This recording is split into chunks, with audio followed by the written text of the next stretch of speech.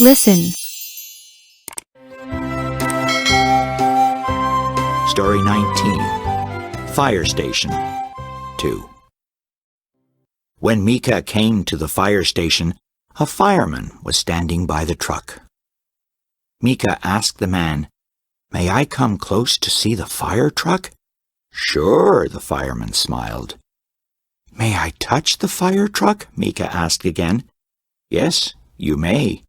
"Do you want to sit in the fire truck?" the fireman asked.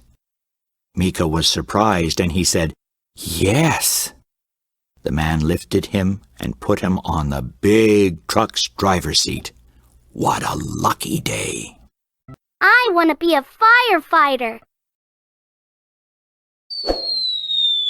Read aloud.